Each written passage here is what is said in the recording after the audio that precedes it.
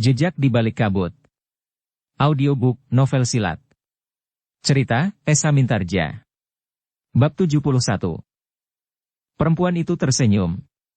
Katanya, "Terserahlah kepada kalian."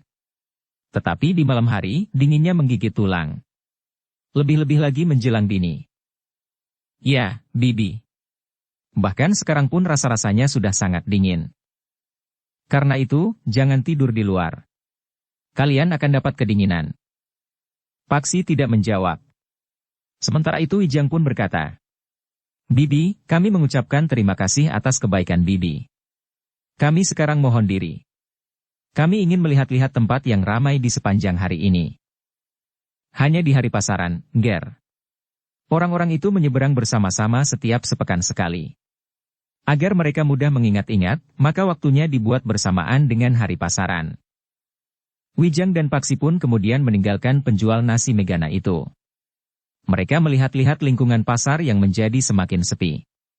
Tetapi kedai-kedai di pinggir jalan itu masih membuka pintunya. Masih ada 1-2 orang yang datang untuk makan malam di kedai-kedai itu.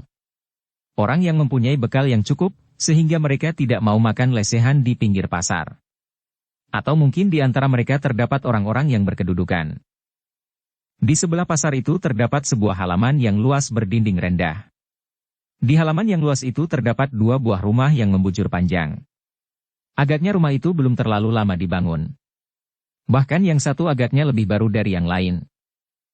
"Mereka menginap di sini," berkata Wijang. "Ya." Paksi mengangguk-angguk. "Aku ingin melihat keadaan di dalamnya." "Apakah kita akan menginap di sini?"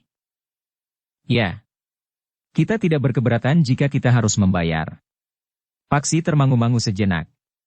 Namun kemudian ia pun mengangguk sambil berdesis. "Ya. Kita akan membayar." Wijang pun berpaling kepadanya sambil mengerutkan dahinya. Sementara Paksi berkata, "Bukankah kau membawa uang?" Wijang termangu-mangu sejenak. Namun ia pun kemudian tertawa pendek sambil menjawab, "Kau juga membawa uang." Sejenak kemudian, keduanya telah menemui orang yang mengurusi penginapan itu untuk minta izin bermalam.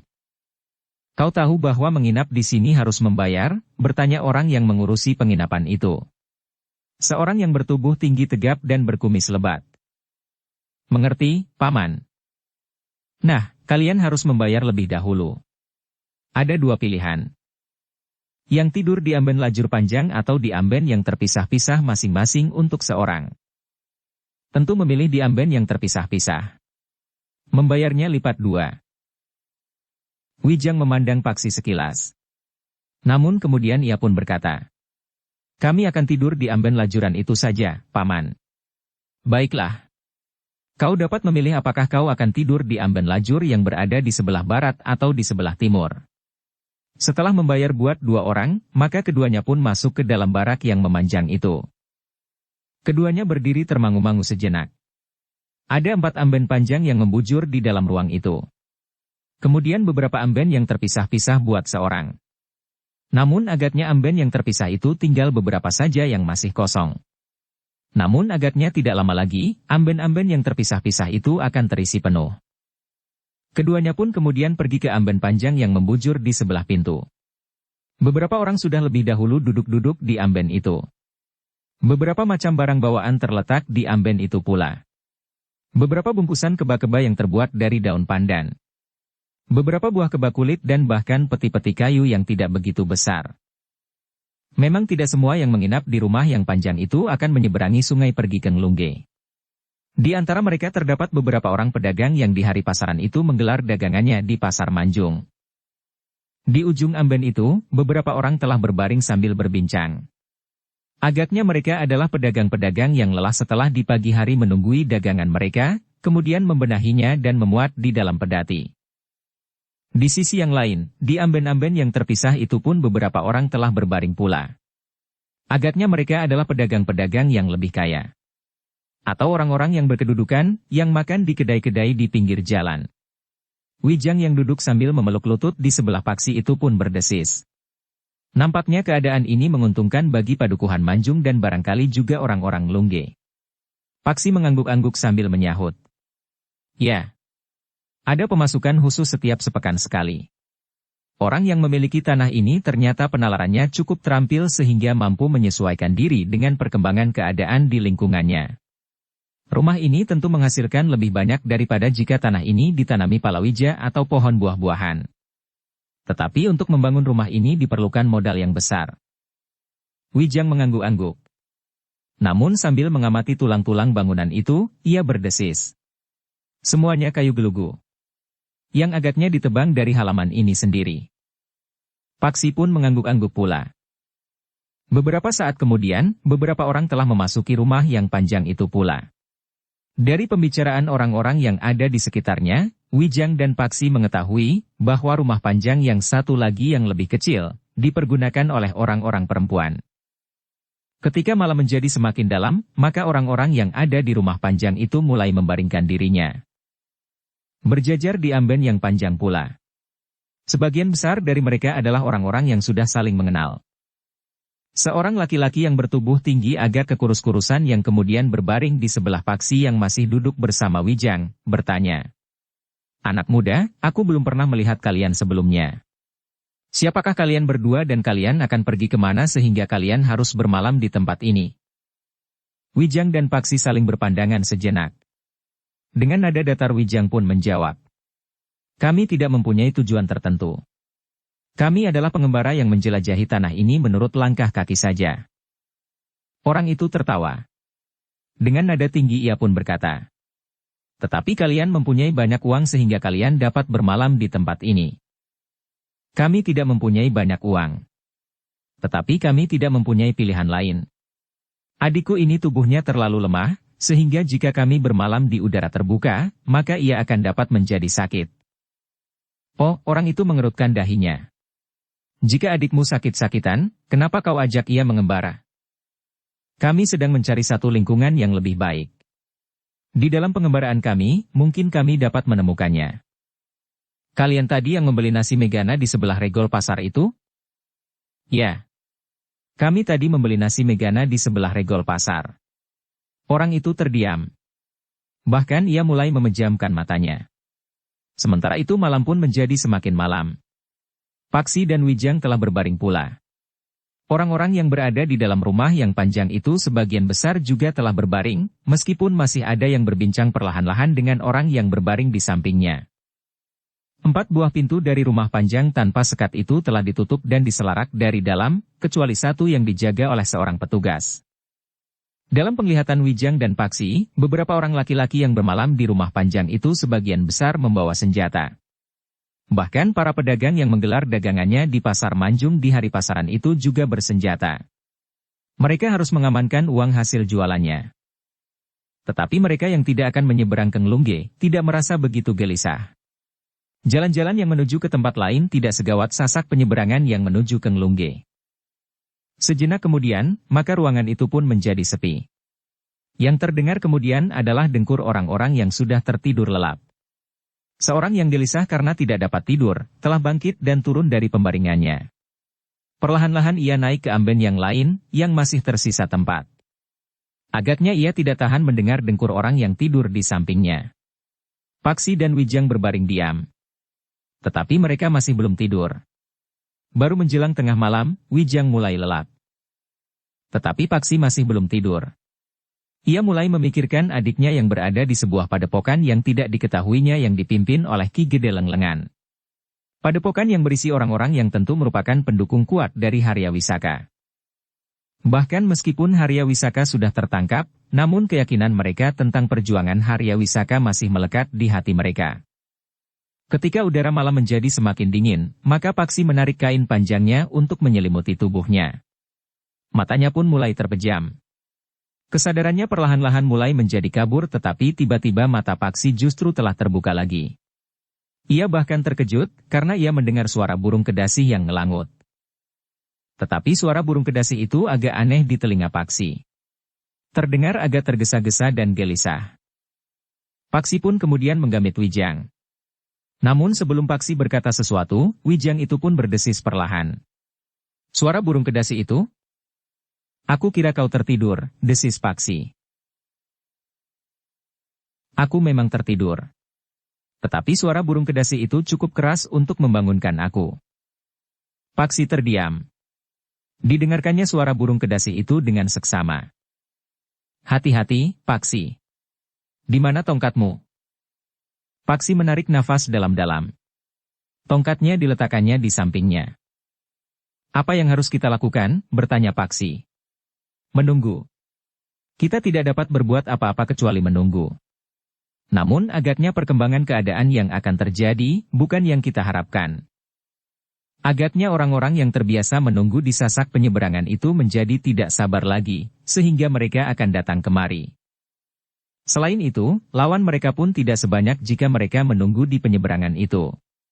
Di sini tidak ada orang-orang yang datang dari arah Nglungge. Bukankah mereka sepakat untuk melawan bersama-sama, baik yang datang dari Manjung maupun yang datang dari Nglungge? Ya. Mereka mempunyai beberapa keuntungan jika mereka datang kemari. Selain orang-orang yang menyeberang, di sini ada beberapa orang pedagang yang tadi pagi menjual dagangannya di pasar ini. Ya. Jumlah mereka tentu tidak sebanyak orang-orang yang akan menyeberang dari Nglungge. Namun uang yang ada pada mereka tentu cukup banyak. Hasil penjualan dagangan mereka pagi tadi. Keduanya pun kemudian berdiam diri. Nampaknya orang yang bertugas jaga di satu-satunya pintu yang tidak diselarat itu tertidur. Wijang itulah yang kemudian bangkit dan turun dari pembaringannya. Kemudian perlahan-lahan ia berjalan ke pintu.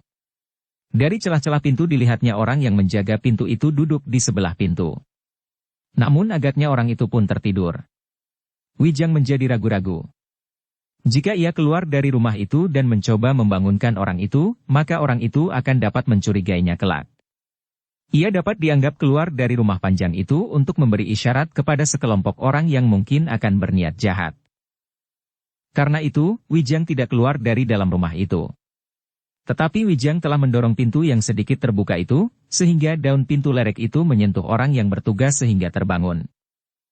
Ketika orang itu menggeliat dan menguap, maka Wijang pun segera kembali ke pembaringannya. Orang yang bertugas itu pun bangkit berdiri. Sambil mengusap matanya ia melangkah hilir mudik untuk menghilangkan kantuknya. Sekali ia menguap. Namun kemudian, ia pun duduk kembali di sebelah pintu. Tetapi tiba-tiba saja ia terkejut. Petugas itu pun mendengar suara burung kedasi yang terdengar asing. Karena itu, maka ia pun segera bangkit berdiri. Suara itu terdengar semakin keras, berkata Paksi. Wijang menarik nafas dalam-dalam. Tetapi ia justru telah berbaring kembali. Apalagi setelah ia mendengar langkah petugas di luar pintu itu tergesa-gesa pergi. Kemana orang itu? Bertanya Paksi. Orang itu tentu akan melaporkan kepada kawan-kawannya. Mungkin kepada pemilik rumah ini. Orang yang menyuarakan isyarat itu bukan seorang penghubung yang baik. Ia tidak dapat menirukan suara burung kedasi dengan baik. Sebenarnya banyak cara untuk menyampaikan isyarat. Tetapi nampaknya suara burung kedasi sering dipergunakan. Ya. Suara burung kedasi, burung kulik atau tuhu. Burung-burung yang berkeliaran di waktu malam. Sekali-sekali ada yang mempergunakan suara burung hantu atau suara anjing liar. Itu tentu akan lebih baik. Keduanya pun terdiam. Suara burung kedasi itu terdengar semakin jelas. Tetapi justru karena itu, menjadi semakin jelas pula bahwa suara itu bukan suara seekor burung. Beberapa saat kemudian, 3 orang telah memasuki rumah panjang itu. Seorang membawa pedang telanjang, seorang membawa tombak pendek dan seorang membawa bindi. Ketiga orang itu pun telah membangunkan orang-orang yang bermalam di rumah panjang itu. Ada apa? Bertanya seorang yang bertubuh gemuk. Bangunlah. Siapkan senjata kalian. Ada apa? Ketiga orang itu telah mendekati seorang di antara mereka yang tidur di amben yang terpisah itu. Dengan nada berat seorang di antara mereka berkata, "Hati-hatilah, Ki Sudagar. Aku mendengar suara burung yang aneh." "Kenapa dengan suara burung? Apakah kau percaya bahwa suara burung di malam hari mempunyai pengaruh buruk bagi seseorang?" "Suara burung kedasi itu, Ki Sudagar." "Bagaimana dengan burung kedasi? Bukankah suara burung kedasi selalu seperti itu? Aku akan tidur. Jangan ganggu aku lagi." Persetan dengan suara burung kedasi itu. Seorang yang mengawal Ki Sudagar mendesak maju dengan menyibak ketiga orang yang membangunkan mereka itu. katanya. Ki Sudagar, dengar suara burung itu baik-baik. Ya. Kenapa dengan suara burung itu? Apakah kau juga menjadi ketakutan seperti para petugas ini? Ki Sudagar belum mendengarkan suara burung itu dengan seksama. Kenapa? Dengarlah. Ketika Ki Sudagar mulai mendengarkan suara burung itu, maka suara itu pun terdiam. Tetapi Ki Sudagar masih mendengar suara itu 2-3 kali. Tiba-tiba wajahnya menjadi tegang. Katanya, apakah itu isyarat bahwa ada sekelompok penjahat yang akan datang kemari? Kami belum tahu pasti, Ki Sudagar. Tetapi aku minta Ki Sudagar berhati-hati. Jika orang-orang datang kemari malam ini, tentu ada sebabnya. Selama ini mereka belum pernah datang langsung kemari. Persetan. Tentu ada pengkhianatnya di antara kita. Belum tentu, Ki Sudagar. Mungkin mereka sudah mengetahui bahwa malam ini Ki Sudagar ada di sini. Mereka tentu mengira bahwa Ki Sudagar tentu membawa barang-barang berharga. Mungkin barang yang diperjualbelikan. Mungkin barang-barang berharga milik dan dikenakan oleh Ki Sudagar sendiri. Tidak seorang pun tahu bahwa aku akan menyeberang esok. Jangan berkata begitu. Banyak orang yang dapat mengenali wujud Ki Sudagar. Mungkin mereka tidak sengaja berkhianat. Tetapi pembicaraan dari mulut ke mulut yang menyebut bahwa Ki Sudagar ada di sini ternyata sampai ke telinga para penyamun itu. Lalu mereka datang kemari malam ini? Kira-kira begitu, Ki Sudagar. Anak iblis. Tetapi bukankah kita dapat melawan?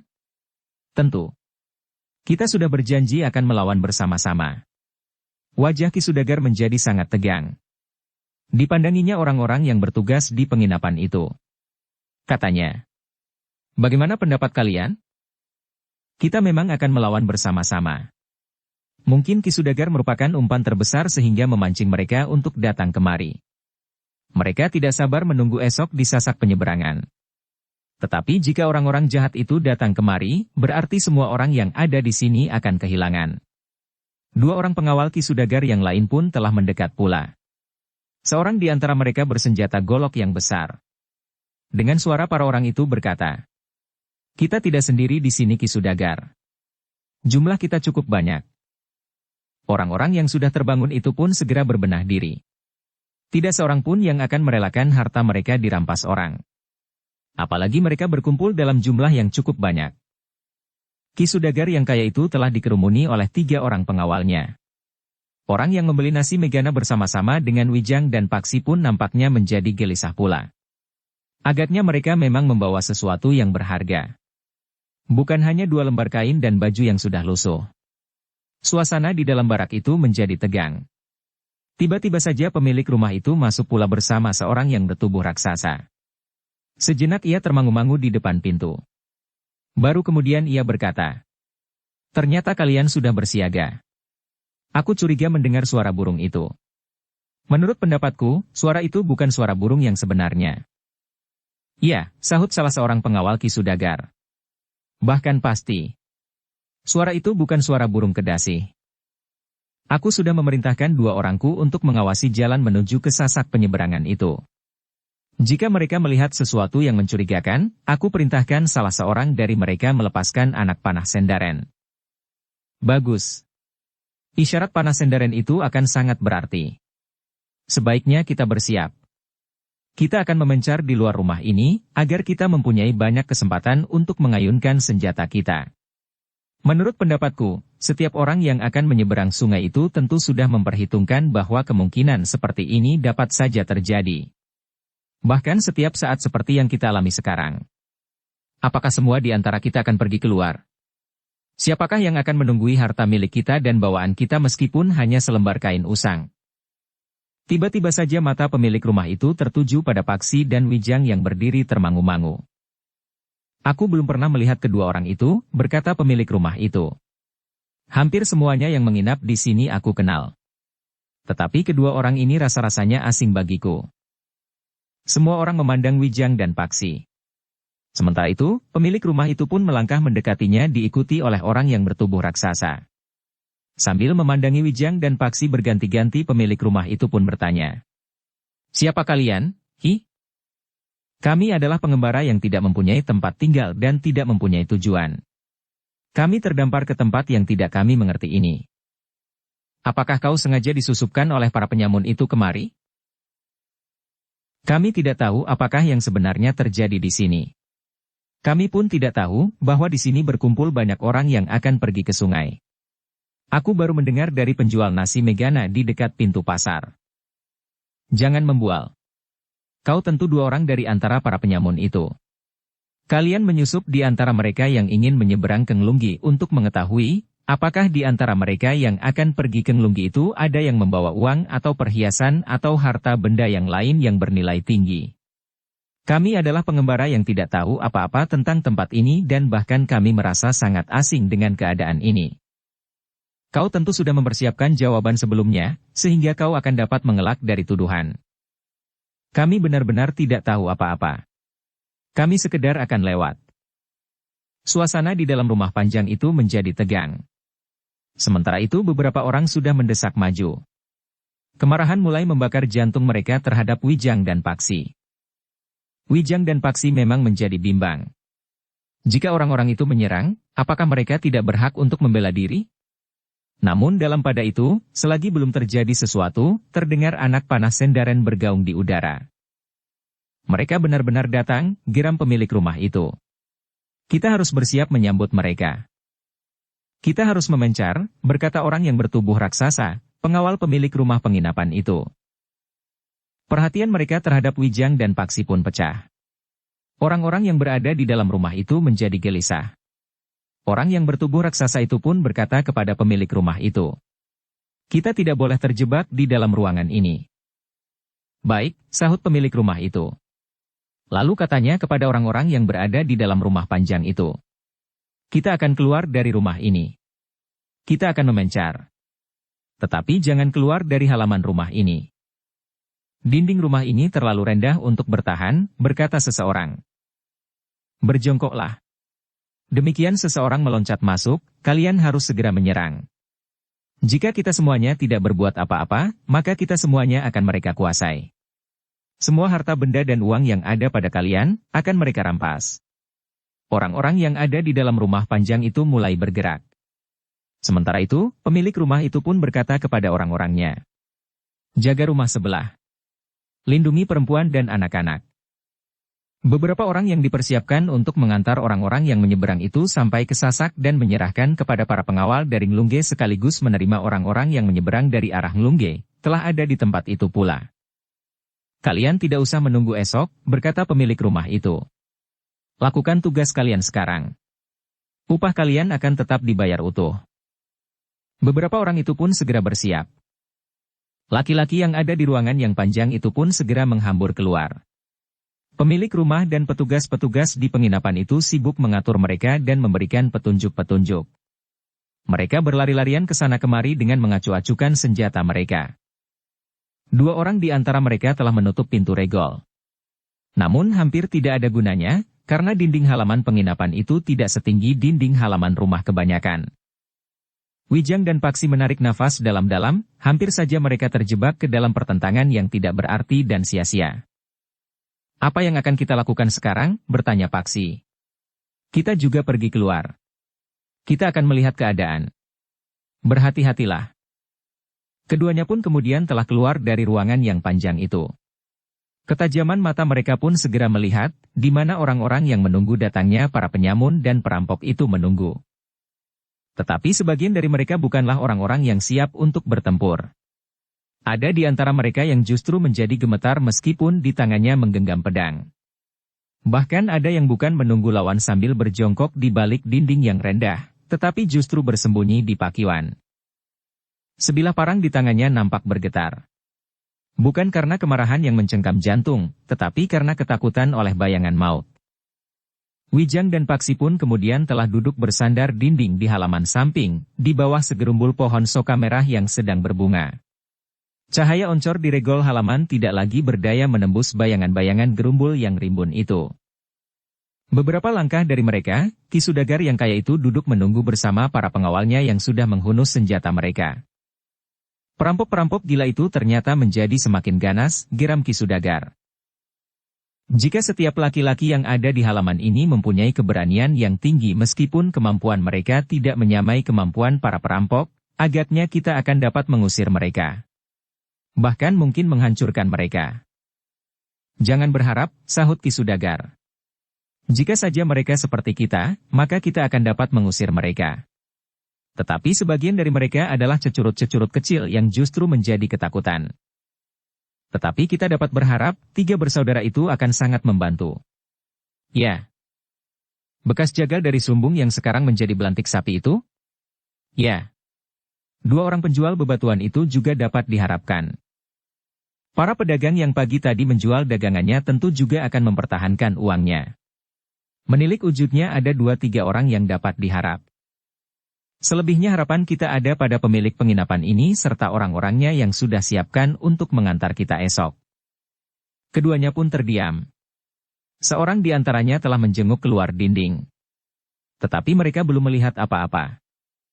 Mereka belum datang, berkata salah seorang pengawal. Persetan dengan mereka, geram Ki Sudagar. Wijang dan Paksi masih saja duduk bersandar dinding. Dengan nada berat Wijang pun berkata, "Aku mengantuk sekali. Rasa-rasanya aku akan tidur di sini. Nyamuknya banyak sekali," desis Paksi. "Di mana-mana banyak nyamuk." Paksi tidak menjawab. Ia mendengar derap kaki sekelompok orang yang mendatangi tempat itu. Mereka datang seperti orang yang sedang berbaris.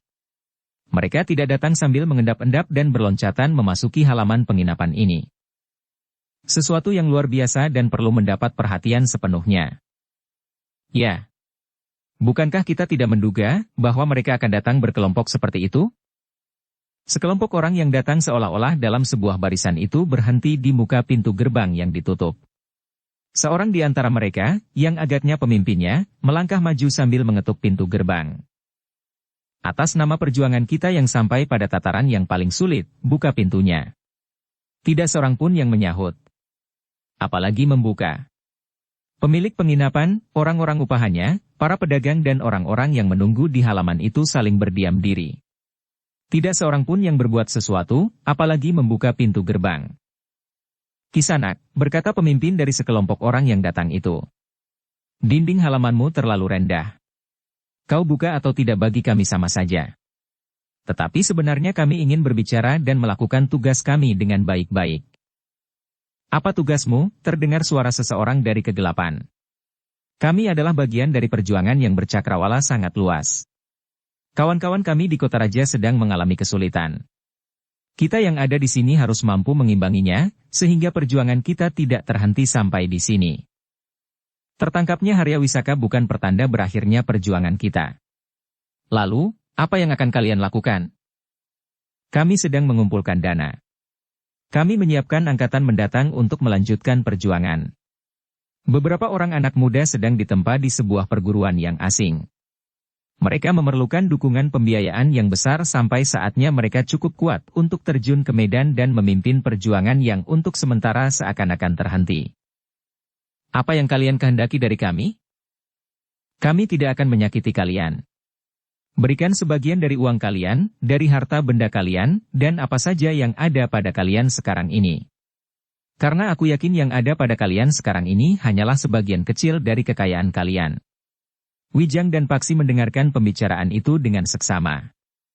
Namun tiba-tiba saja Wijang berteriak. "Kau bohong. Tidak ada angkatan mendatang yang dipersiapkan. Jika kalian ingin merampok, kalian tidak usah mencari-cari alasan." "Siapa yang berteriak itu?" bertanya pemimpin sekelompok orang yang datang itu. "Aku. Bagian dari orang-orang yang bersiap untuk mempertahankan hak milik kami. Kecuali jika kalian dapat mengatakan dengan terperinci tentang angkatan mendatang." Pemimpin sekelompok orang itu terdiam. Dengan demikian maka suasana pun menjadi hening. Tidak seorang pun yang berbicara, sehingga desah angin terdengar jelas mengusik dedaunan. Namun tiba-tiba saja pemimpin dari sekelompok orang itu pun berkata, "Kami mempunyai sebuah perguruan di lambung Gunung Merapi. Dari arah ini kami memanjat naik untuk sampai di padepokan kami tempat kami menempa angkatan mendatang. Nah, jangan berusaha menentang kami, karena kami akan menghancurkan kalian." "Kekuatan kalian sudah tidak berarti lagi sekarang," teriak Wijang. Setelah Harya Wisaka ditangkap, maka semua pengikutnya menjadi bercerai-berai dengan membuat rencananya masing-masing. Tetapi tidak sekelompok pun yang mampu mengumpulkan pengikut yang cukup kuat untuk berbuat sesuatu kecuali merampok kecil-kecilan. Sekarang, kalian datang untuk merampok. Tetapi sayang, bahwa kami sudah siap untuk menghancurkan kalian. Tetapi ternyata bahwa pemimpin dari sekelompok orang itu bersikap agak tenang. Karena itu maka ia pun menjawab. Seharusnya kalian menyambut baik kesempatan untuk ikut menjunjung perjuangan ini. Kelak, pada saatnya anak-anak muda itu memegang pemerintahan, maka kalian akan mendapat peluang-peluang yang sangat menguntungkan. Peluang itu tidak akan pernah ada. Kalian akan binasa sebelum mimpi kalian sampai ke batas tidur kalian yang nyenyak. Cukup, teriak orang yang berdiri di depan pintu gerbang. Aku tidak ingin berbicara terlalu panjang. Sekarang buka pintu dan serahkan semua uang, harta benda dan apa saja yang ada pada kalian, yang tentu hanya merupakan sebagian kecil dari kekayaan kalian seluruhnya. Aku bawa apa yang aku punya sekarang ini. Jika ini kau minta, maka habislah semuanya, teriak Paksi. Setan alas. Jika demikian, kami akan memaksa kalian. Yang memiliki penginapan itu pun kemudian berteriak. Kami akan mempertahankan harta benda milik kami. Kalian tentu tahu bahwa kami pun telah mempersiapkan diri menghadapi keadaan seperti ini. Karena itu, jika kalian masih sempat berpikir bening, urungkan niatmu. Saudagar kaya yang disertai pengawalnya itu pun tiba-tiba berteriak. Kembalilah selagi kalian masih utuh. Jumlah kami terlalu banyak untuk kau lawan. Tetapi orang yang berdiri di depan pintu itu berkata, jumlah bukan jaminan untuk menang. Meskipun jumlah kami tidak banyak, tetapi kami adalah orang-orang yang terlatih dengan baik. Namun seorang di dalam kegelapan pun berteriak pula. Jangan dikira bahwa kami tidak pernah berguru kepada seorang guru yang sakti. Renungkan ini. Sudahlah. Aku sudah jemu untuk berbicara. Buka regol ini dan kalian harus berkumpul di halaman itu. Kemudian seorang demi seorang datang menyerahkan harta benda atau uang atau perhiasan atau apa saja yang kalian bawa. Ingat, kami sama sekali tidak ingin merampok kalian. Jika hal ini kami lakukan, semata-mata karena kami bertanggung jawab pada perjuangan kami yang masih harus kami selesaikan. Tidak, teriak seorang yang baru saja menjual beberapa ekor ternak dan belum sempat membawa pulang uangnya. Kami mencari uang dengan susah payah. Kami akan mempertahankannya. Pemimpin dari sekelompok orang itu benar-benar tidak sabar lagi. Dengan lantang ia pun kemudian berkata, jika kalian tidak mau menyerahkannya, kami akan mengambilnya sendiri. Namun tiba-tiba saja Wijang pun berteriak. Jadi masih adakah di antara kalian yang tertipu oleh janji-janji para pengikut Harya Wisaka? Harya Wisaka sudah tertangkap. Lalu siapa yang akan menjadi sandaran kalian jika benar kalian berjuang bagi tujuan yang sudah dirintis oleh Harya Wisaka? Persetan. Ternyata mulutmu lah yang paling berbahaya. Siapa kau? Bertanya pemimpin sekelompok orang itu. Pemilik rumah itu pun menjadi berdebar-debar. Ia tahu bahwa yang berbicara itu adalah salah seorang dari kedua orang anak muda yang dituduhnya sengaja disusupkan oleh para perampok ke dalam penginapan itu. Namun ternyata mereka adalah anak-anak muda yang memiliki pandangan tertentu terhadap sikap Harya Wisaka. Biasanya orang-orang yang bermalam di penginapan itu tidak begitu banyak mempersoalkan pemberontakan Harya Wisaka. Mereka merasa menjadi lebih aman ketika Harya Wisaka sudah tertangkap. Namun ternyata bahwa perampok-perampok itu telah menyebut perjuangan Harya Wisaka itu pula. Dalam pada itu, Paksilah yang menyahut.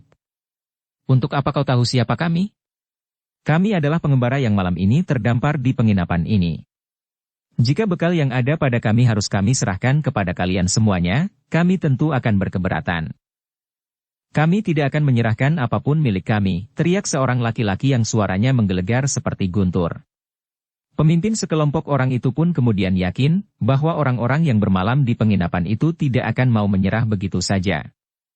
Karena itu, maka pemimpin dari sekelompok orang itu pun kemudian berkata kepada orang-orangnya. Kalian sudah mendengar bahwa orang-orang bodoh itu tidak bersedia membantu perjuangan kita. Adalah akibat dari kesediaan kita menjadi pilar dari perjuangan ini, maka kita harus bertindak tegas. Kita tidak boleh ragu-ragu. Siapa yang menghalangi kalian, harus disingkirkan. Tetapi sebelum perintah itu selesai, Wijang telah berteriak. Orang-orang dungu, apa yang kalian dapat dengan apa yang disebutnya perjuangan? Itu hanya satu alasan yang dibuat-buat untuk perampokan ini. Karena itu, lebih baik kalian merampok saja. Hasilnya dibagi rata. Tidak untuk sesuatu yang disebutnya perjuangan itu. Itu hanya cara pemimpinmu mengelabuhimu. Diam, teriak pemimpin sekelompok orang itu. Wijang tertawa. Suaranya menggetarkan udara yang dingin di atas halaman penginapan itu. Kalian harus mempertaruhkan nyawa kalian untuk sesuatu yang tidak kalian mengerti. Mimpi yang semu atau bius yang melampaui tajamnya tuak segoci penuh. Cukup, teriak pemimpin sekelompok orang-orang itu. Lalu ia pun berteriak nyaring. Loncati pagar yang rendah itu, bunuh saja yang mencoba menghalangi kalian. Jangan ragu-ragu. Hati-hati. Paksilah yang berteriak. Kau akan dapat menginjak ujung pedang. Cepat, meloncat masuk, teriak pemimpin kelompok itu. Sekelompok orang itu pun segera memencar. Mereka berusaha untuk meloncati dinding yang rendah. Tetapi peringatan paksi membuat mereka menjadi ragu-ragu. Ketika seorang di antara mereka dengan serta-merta meloncat, maka hampir saja ia menginjak seorang dari 3 orang yang menginap bersama-sama, yang menurut katanya, hanya membawa kain dan baju yang sudah lusuh. Yang terdengar adalah teriakan kesakitan. Ketiga orang yang bertiarap di balik dinding yang rendah itu dengan serta-merta menyerangnya. Sejenak kemudian, pertempuran pun segera terjadi. Pemilik penginapan dan orang-orangnya pun segera menyongsong mereka. Mereka merasa bertanggung jawab terhadap orang-orang yang menginap di penginapan mereka. Jika mereka tidak berusaha membantu mereka, maka usahanya tentu akan semakin menyusut. Orang-orang tidak lagi menginap di penginapan itu. Karena itu, maka dengan sungguh-sungguh pemilik penginapan itu pun berusaha menghalau orang-orang yang datang untuk merampok itu. Selain pemilik penginapan dan orang-orangnya, maka orang-orang yang memiliki uang maupun harta benda yang berharga atau perhiasan emas dan berlian yang mahal harganya, berusaha untuk melindungi milik mereka pula.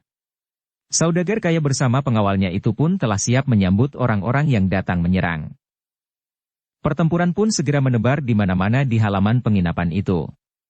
Ternyata bahwa jumlah orang yang mempertahankan milik mereka bersama orang-orang yang diupah oleh pemilik penginapan itu jumlahnya cukup banyak untuk mengimbangi jumlah sekelompok orang yang datang untuk merampas milik mereka itu. Itu pun masih ada beberapa orang laki-laki yang bahkan bersembunyi di pakiwan atau di sudut-sudut yang gelap karena ketakutan. Ternyata bahwa sekelompok orang yang datang untuk merampas itu tidak dengan mudah mendapatkan apa yang mereka inginkan. Orang-orang yang mempertahankan miliknya itu ternyata ada juga yang memiliki ilmu yang memadai, sehingga menyulitkan usaha orang-orang yang ingin merampas harta miliknya. Pemimpin sekelompok orang yang datang itu menjadi sangat marah ketika ia menyadari bahwa orang-orangnya mendapat perlawanan yang berat. Karena itu, maka dengan mengerahkan kemampuannya orang itu langsung terjun ke medan. Wijang melihat kehadiran orang itu di arena. Ia pun segera menjadi cemas, bahwa orang itu akan membunuh tanpa kekang. Karena itu, maka Wijanglah yang kemudian berusaha untuk menghadapinya. Kau mau membunuh diri, anak muda, geram orang itu. Kaukah pemimpin dari sekelompok orang yang mengaku sedang mempersiapkan angkatan mendatang untuk melanjutkan cita-cita perjuangan Harya Wisaka? Kaukah orang yang telah merendahkan cita-cita perjuangan kami? Ya. Cita-cita perjuanganmu memang pantas untuk direndahkan, karena tidak akan ada gunanya sama sekali. Bahkan aku yakin, bahwa kau tidak tahu apa-apa tentang sesuatu yang menurut pengakuanmu sedang kau perjuangkan. Aku koyak mulutmu. Jika kau memang tahu apa yang kau perjuangkan, coba katakan, apakah tujuan akhir dari perjuanganmu? Mengumpulkan uang sebanyak-banyaknya. Atau apa? Orang itu tidak menjawab. Dengan serta-merta ia menyerang Wijang yang berdiri tegak di hadapannya. Tetapi Wijang pun telah siap menghadapinya. Ketika senjata orang itu berputar, maka Wijang pun telah bergeser pula. Sementara itu, Paksi pun telah bertempur sendiri. Ia bahkan berada di mana-mana. Tongkatnya berputaran dengan cepat di seputar tubuhnya. Namun kemudian terayun menghantam punggung lawannya sehingga lawannya itu jatuh terjerembab. Ternyata Paksi berloncatan di halaman dari satu lingkaran pertempuran ke lingkaran pertempuran yang lain.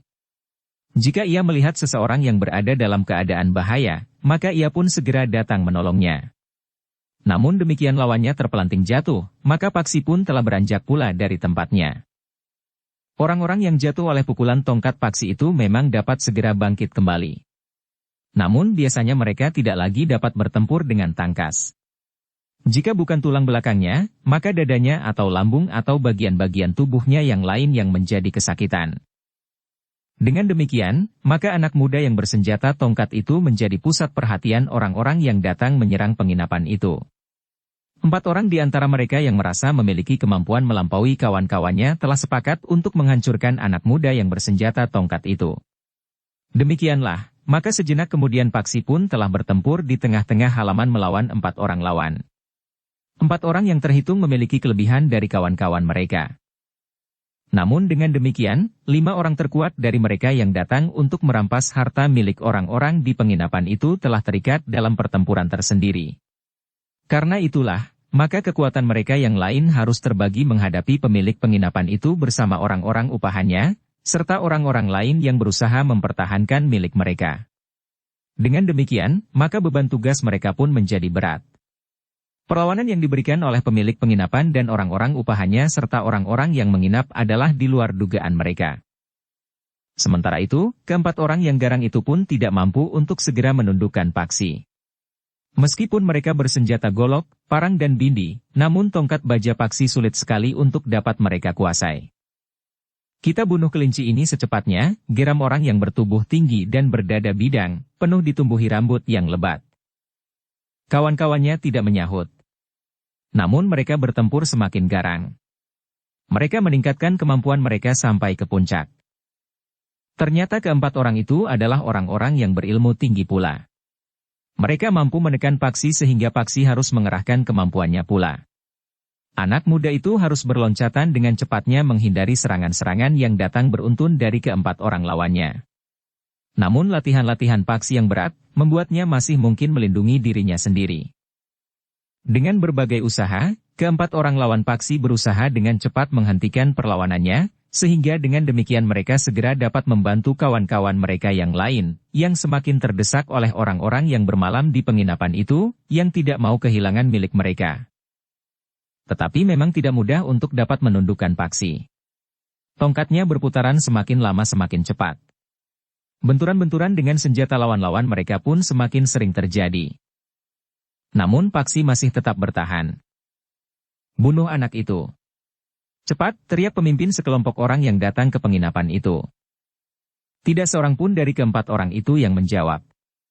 Tetapi betapapun mereka memaksakan diri untuk segera mengakhiri pertempuran, namun anak muda itu masih saja memberikan perlawanan dengan tangkasnya. Kemarahan pemimpin kelompok itu rasa-rasanya mulai membakar ubun-ubunnya. Dikerahkannya ilmunya untuk mengakhiri perlawanan Wijang. Tetapi Wijang ternyata mampu mengimbangi ilmunya. Bahkan semakin lama semakin ternyata bahwa Wijang memiliki beberapa kelebihan dari lawannya itu. Dalam pada itu, pertempuran di halaman itu semakin lama menjadi semakin sengit. Orang-orang yang menginap di penginapan itu semakin lama semakin mempunyai kepercayaan diri. Apalagi jumlah mereka cukup banyak, sehingga mereka dapat bertempur berpasangan dengan kawan-kawan terdekat mereka untuk melawan seorang di antara mereka yang datang untuk merampas milik mereka itu. Perlawanan yang kuat itu sama sekali tidak diduga oleh pemimpin kelompok itu. Seandainya saja tidak ada anak muda yang menghadapinya itu, serta tidak ada anak muda yang mampu bertahan melawan 4 orang kawan-kawannya yang terbaik, maka dalam waktu yang tidak terlalu lama mereka akan dapat menundukkan orang-orang yang berusaha mempertahankan harta bendanya itu bersama pemilik penginapan dan orang-orang upahannya. Namun ternyata bahwa kedua orang anak muda itu ada di antara mereka.